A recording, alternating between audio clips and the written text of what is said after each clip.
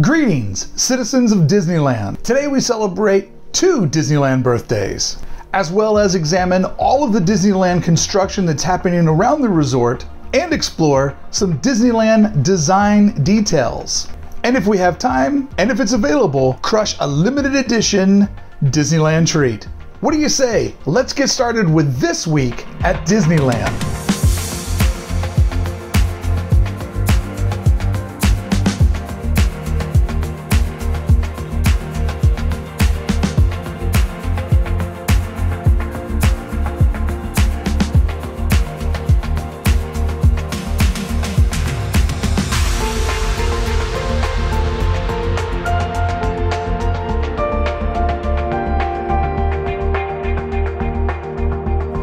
Hey friends, we're celebrating 2 very important birthdays at Disneyland this month.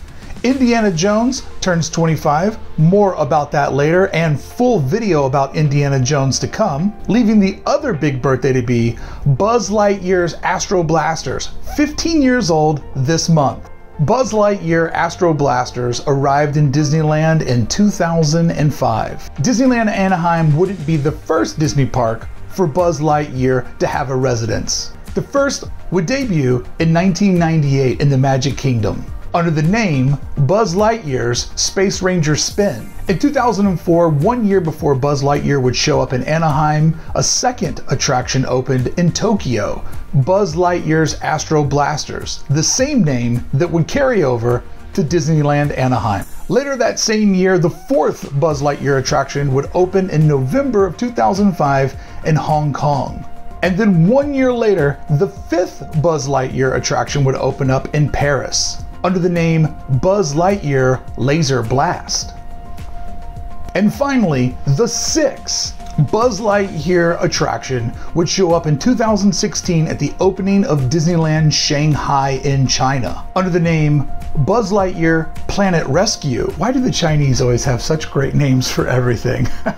Making Buzz Lightyear one of the very rare attractions to exist in all 6 Disneyland parks around the globe at the same time. However, this monumental attraction status would be cut short in 2017 when Hong Kong got out of the Buzz Lightyear business, taking Buzz down to 5 Disneyland parks around the globe. Which brings up this great Disneyland trivia. Which rides appear in all 6 parks around the globe? Only 2 attractions share this monumental Disneyland status, and they're both complete classics. Dumbo the Flying Elephant and Disney's classic carousel.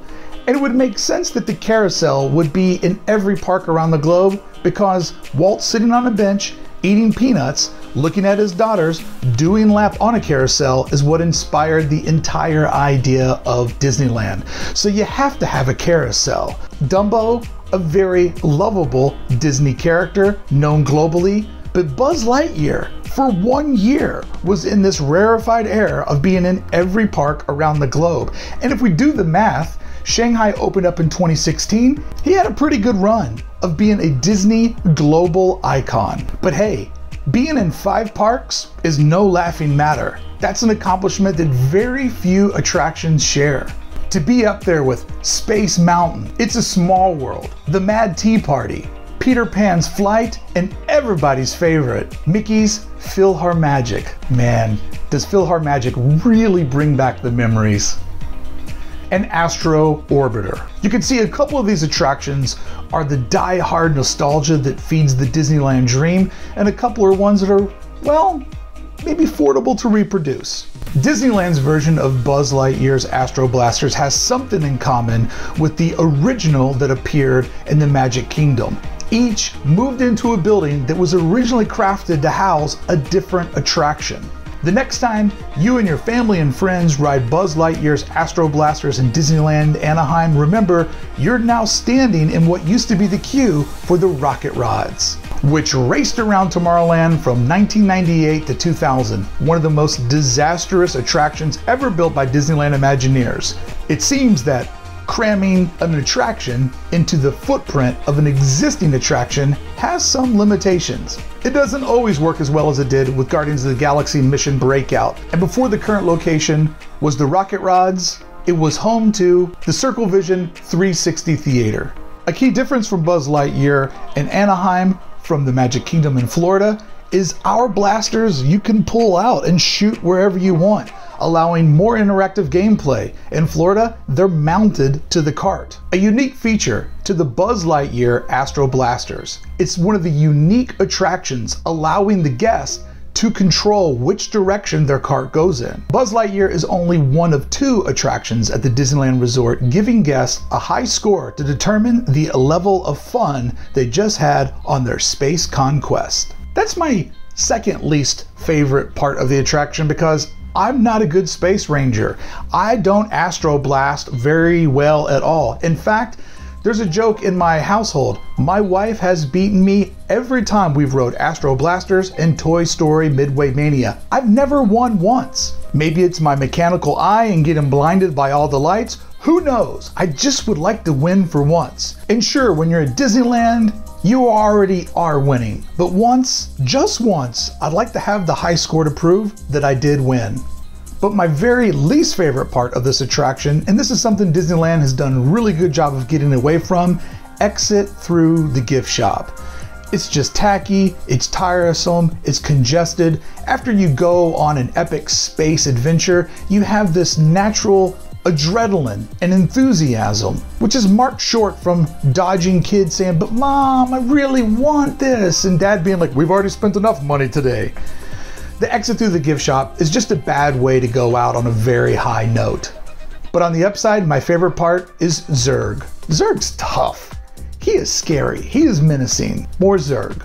To this day, Buzz Lightyear remains a popular Disneyland attraction for the family and people of all ages. Normally with less than a 30-minute wait, you can go in, see some animatronics, play a fun game, and reset your Disneyland day. For competitive citizens of Disneyland, it provides bragging rights, and for kids, it gives them a level of being in control. After a full day of being told, don't lean on this, don't stand on that, don't be there, they're able to spin the cart and blast their little hearts out. Hey friends, if you'd care to see a full video about the history of Buzz Lightyear Astro Blasters in Disneyland, California, and the globe, comment below and I'll put it on the list if enough people say it's something they want me to put the work into. The other big birthday at the Disneyland Resort, Indiana Jones turns 25 this month. Coming soon, a full video showing the history and influence of Indiana Jones, or as I like to refer to it, Disneyland's middle child, the bridge between old Disneyland and modern Disneyland. I believe when you look at the park's 100th year anniversary,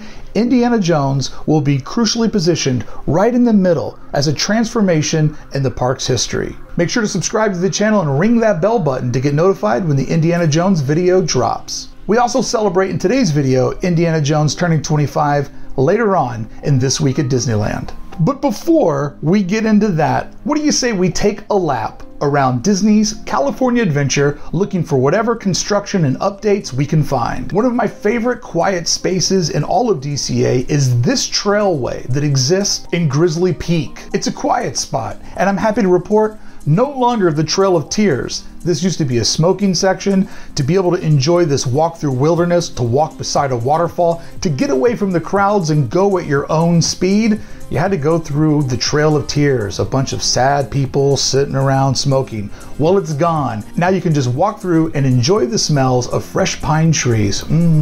Love those fresh Anaheim redwood tree smells. But I'm definitely missing this spot, and I look forward to this trailway opening back up. I think a lot of citizens of Disneyland were surprised to see Jessie's Roundup put behind construction walls. This attraction has barely been around for a year, so I wouldn't expect too much work going on, probably just a small beautification project.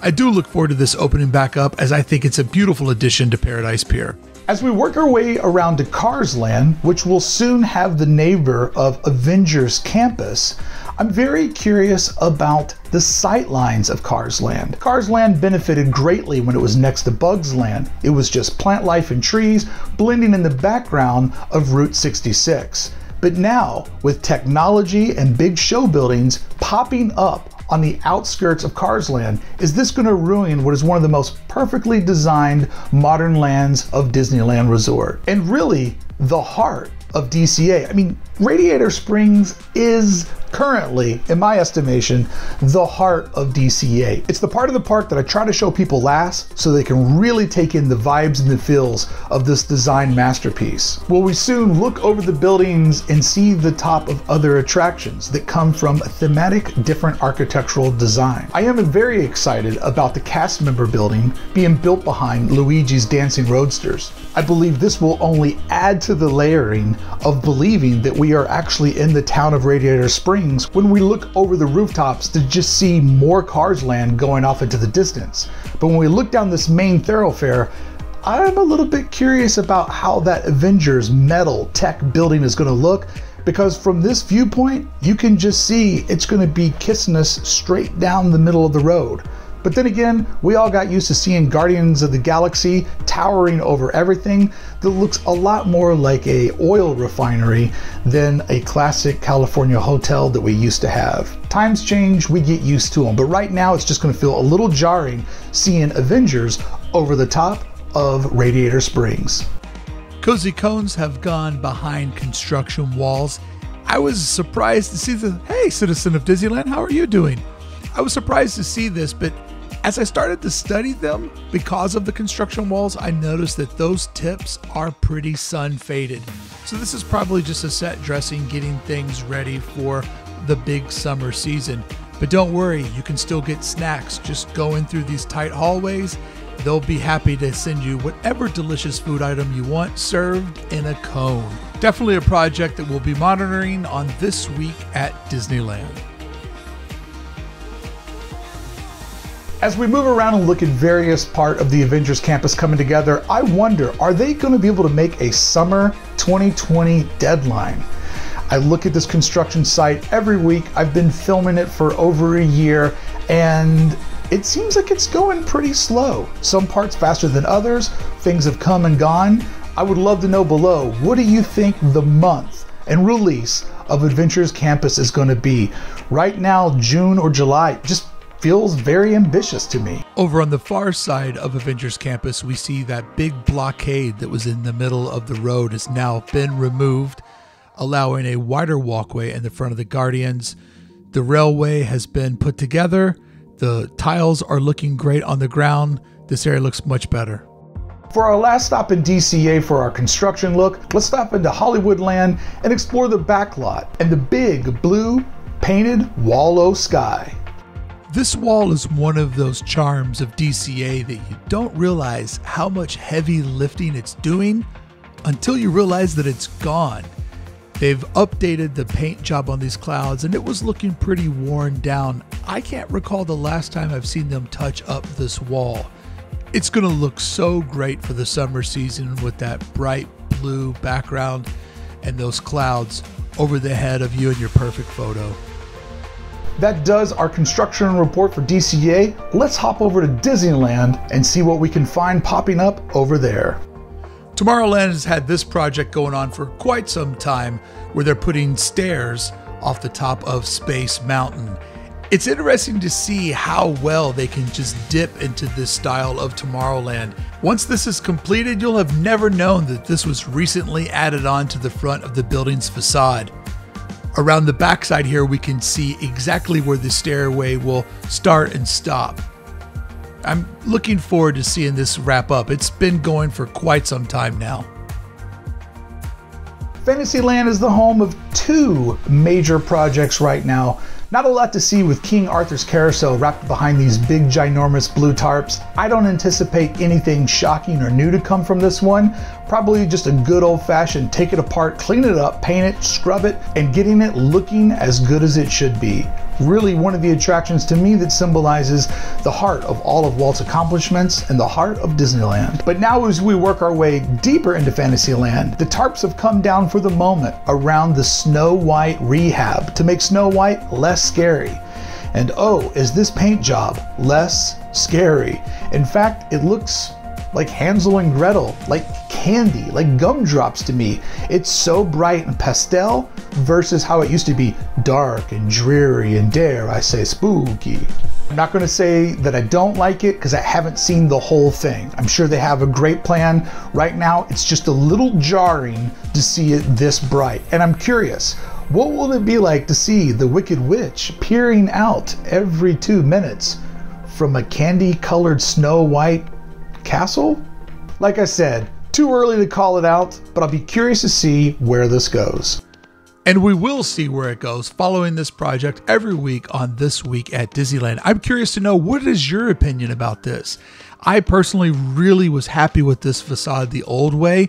I'm not going to cast judgment, but I'm just a little bit concerned, we'll say, about this brighter colorway. Let me know what you think about a brighter, cheerful Snow White. Now all the news everyone has been waiting for. This is the thing that's going to really break my YouTube channel. I'm ready for the downloads. I'm the one that has discovered first the Star Wars Galaxy's Edge expansion. Yes, you heard it right. They are building something new already, not even 1 year to its opening, in the Galaxy's Edge. Just imagine what they're going to put here. If you can guess what they're building in this spot, I'm going to give away 2 nights to one of my viewers to the Star Wars Hotel. That's right, 2 of you can win tickets to stay at Disney World's Star Wars Hotel this May the 4th, if you can guess what Disneyland builds in this space as they grow Star Wars Galaxy's Edge. Huh? Clickbait? Internet scam? Who knows? Report me. Oh, it's going to probably be a dark ride. Maybe they're going to break apart the timeline and we'll finally get to go back to the old movies. This is going to be the new Hope ride that we've been hoping for. Come back next week and we'll start to see what construction happens in this space. Internet sarcasm. It just looked to me when I looked at it with my eyes outside of the camera that they just relayed some of the grout in the stones. But it was fun to pretend something big was happening. And now let's end our lap of construction looking at the Haunted Mansion. The Haunted Mansion got a little TLC last year to get it ready for its 50th anniversary. But after the celebration was over, then Jack Skellington and his crew came in to show us what happens when 2 holidays collide. Well, now that the holidays have come and passed, it seems that the Haunted Mansion is getting a serious refurb. Disneyland is going in room by room, removing everything, rebuilding some of the infrastructure. Will we get anything majorly new added to this attraction? I don't think so, but I do have fingers crossed for maybe some updated light image mapping. When you look at the update of Alice in Wonderland and how fantastic that image mapping just added another dimension to it, I would love to see a couple of updates in the Haunted Mansion. But even if it's just the way that it was, slick and pristine, ready to roll and haunt for another 50 years, I'm totally cool with that too.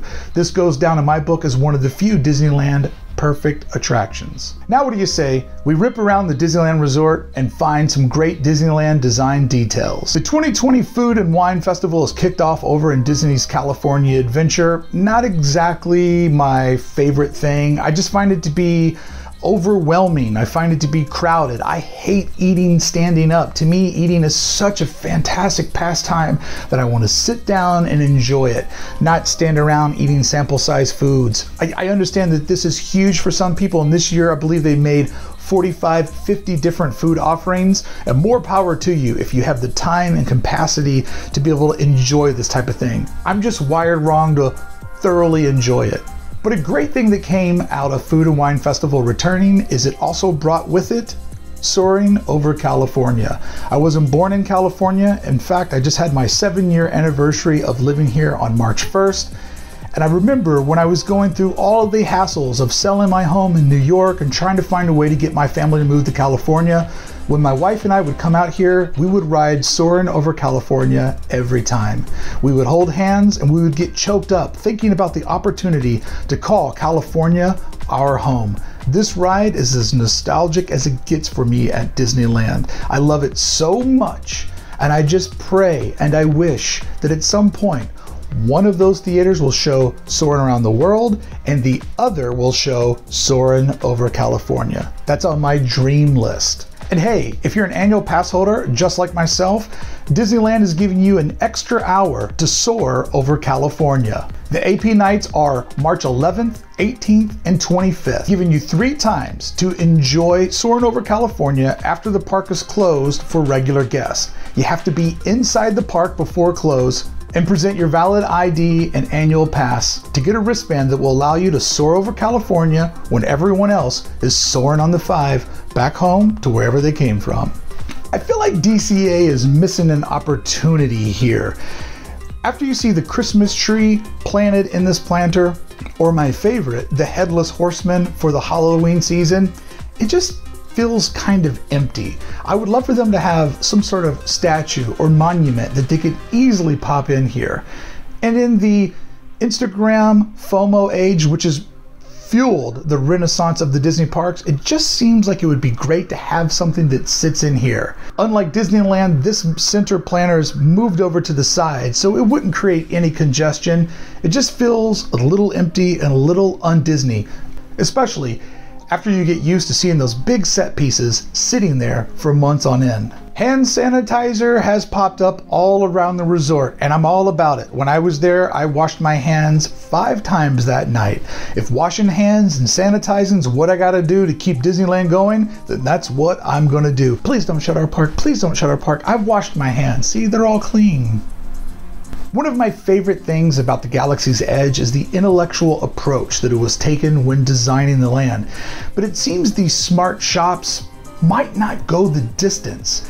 We see shops like this one that are completely empty, and I know that maybe it's because you're not actually allowed or encouraged to wear any of this merchandise while you're at the park, which only makes me more excited about the Disney After Dark Star Wars event that's coming up. Got my ticket, see you there. But we see them moving merchandise out into the walkways, trying to do what they can to lure people in. The rule is nothing says Star Wars. The other rule is everything exists in this timeline. That's why we have these gross carts on the entryway into Galaxy's Edge.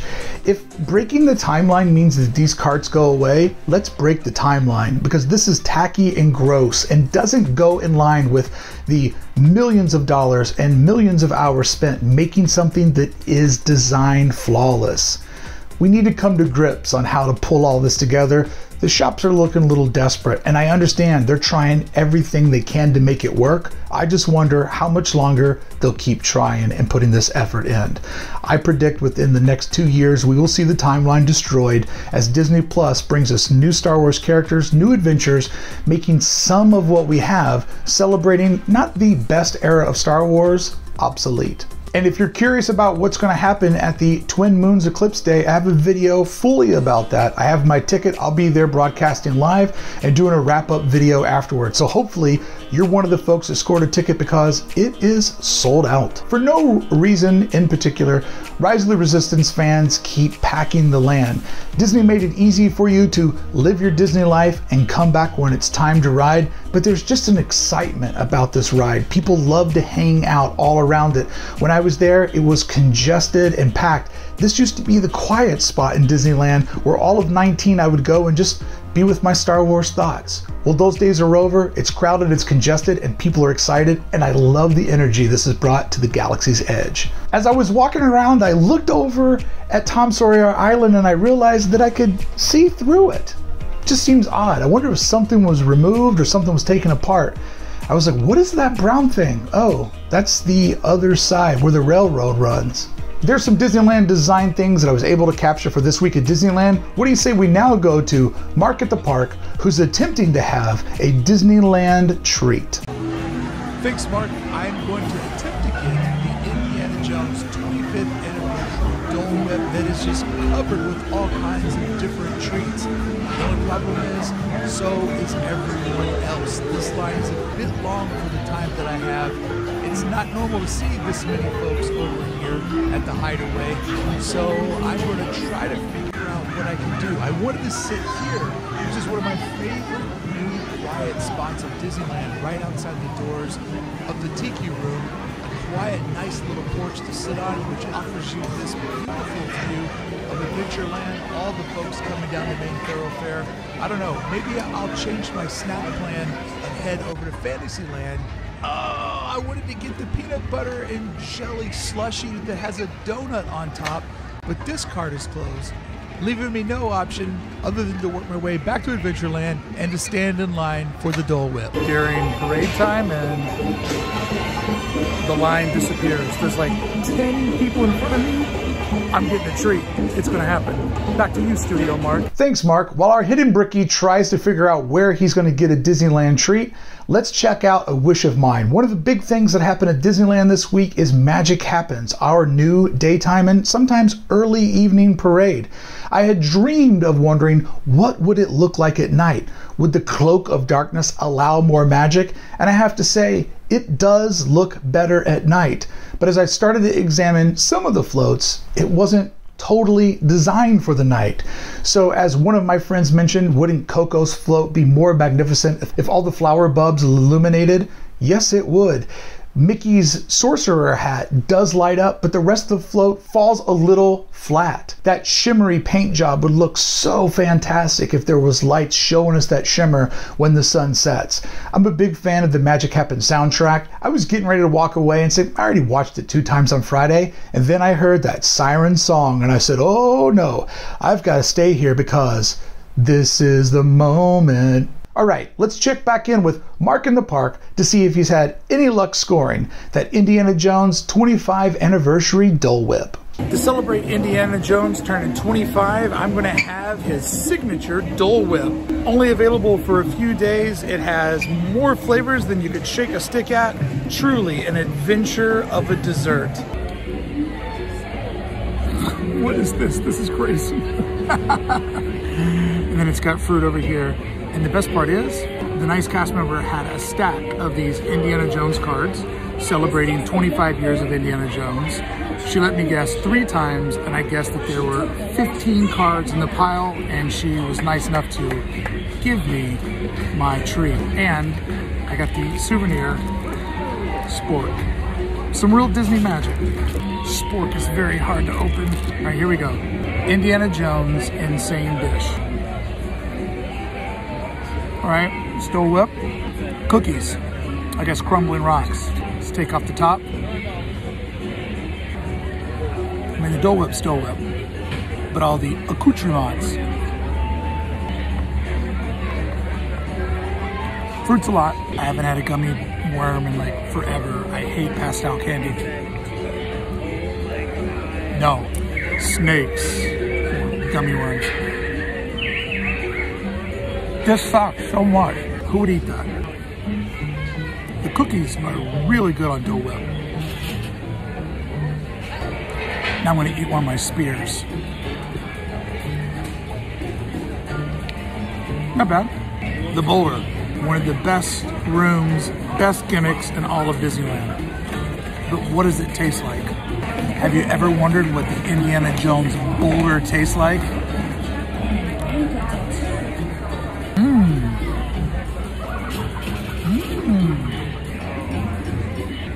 I'm never ducking again because the Boulder is pure chocolate.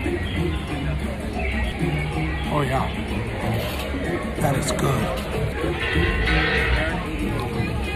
Okay, as crazy as I thought that this was, it's just a lot of different flavors. Like, I'm not gonna say that it all blends together.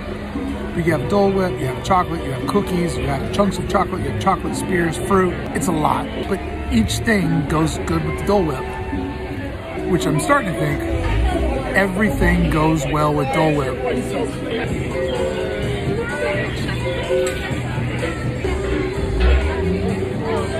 Got some better light now. You can see the Indiana Jones Boulder. We're really good.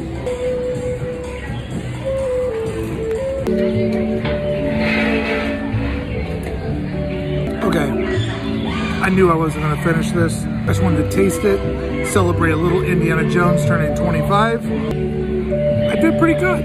I did pretty good. All right, last bite. Gotta get some cookie in there. Pardon me, senor.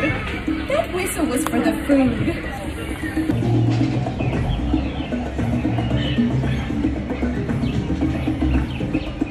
The Indiana Jones 25th anniversary dessert, surprisingly, really good. Lots of flavors. The thing that I learned, everything goes well with Dole Whip. I really enjoyed it way more than I thought I would. Mark from Disneyland signing off. Back to you, Mark in Brickyland. Thanks, Mark in the Park. When I get done here working at Brickyland, I know what I'm going to attempt to eat. Hey friends, thank you so much for hanging out with me, looking to see what's happening this week at Disneyland. We looked at 2 important birthdays. Full video coming soon on Indiana Jones. We looked at all the park's various construction projects, as well as some design details. Had this week's Disneyland treat, and even got to see the parade again. Let me know what you'd like to explore. Let me know what you'd like to see over here when we look at Disneyland each and every week.